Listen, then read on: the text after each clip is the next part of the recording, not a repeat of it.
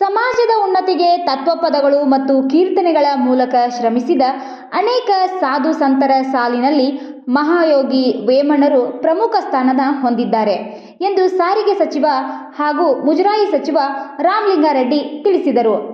ನಗರದ ತಾಲೂಕಾ ಕಚೇರಿ ಆವರಣದಲ್ಲಿ ತಾಲೂಕಾ ರೆಡ್ಡಿ ಜನಸಂಘದ ವತಿಯಿಂದ ಆಯೋಜಿಸಿದ ಮಹಾಯೋಗಿ ವೇಮನರ 614ನೇ ಜಯಂತಿ ಪ್ರಯುಕ್ತ ಕಾರ್ಯಕ್ರಮವನ್ನು ಉದ್ಘಾಟಿಸಿ ಮಾತನಾಡಿದ ಅವರು, ಬಸವಣ್ಣ, ಕನಕದಾಸರು, ಪುರಂದರದಾಸರು ಸೇರಿ ಅನೇಕ ಮಹನೀಯರು ಸರಳ ಕೀರ್ತನೆಗಳು ಹಾಗೂ ತತ್ವಪದಗಳ ಮೂಲಕ ಸಮಾಜದ ಅಸಮಾನತೆಯ ತಿದ್ದುವ ಕಾರ್ಯ ಮಾಡಿದ್ದಾರೆ. ಅದೇ ರೀತಿ ವೇಮನರು ಕೂಡ ಆಳವಾಗಿ ಬೇರೂರಿ ಬಿಟ್ಟ ಜಾತಿ ವ್ಯವಸ್ಥೆ ತಿರಸ್ಕರಿಸಿ ಸಾಮಾಜಿಕ ಸುಧಾರಣೆ ಮತ್ತು ಸರ್ವ ಸಮಾನತೆ ಸಂದೇಶವನ್ನು ಸರಳ ಪದಗಳ ಮೂಲಕ ಸಮಾಜಕ್ಕೆ ನೀಡಿದ್ದಾರೆ.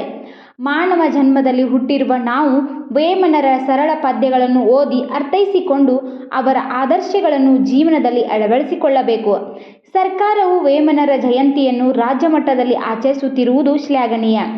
ರಾಜ್ಯದಲ್ಲಿ ವರ್ಷಕ್ಕೆ ಆಚರಿಸುವ ಮಹನೀಯರ ಜಯಂತಿಗಳ ಪೈಕಿ ಹೆಚ್ಚಿನ ಜಯಂತಿಗಳನ್ನು ಸರ್ಕಾರದ ಮಟ್ಟದಲ್ಲಿ ಆಚರಿಸಲು ಕ್ರಮ ಕೈಗೊಂಡಿರುವ ಮುಖ್ಯಮಂತ್ರಿ ಸಿದ್ದರಾಮಯ್ಯ ಅವರಿಗೆ ಅಭಿನಂದನೆ ಸಲ್ಲಿಸಿದರು.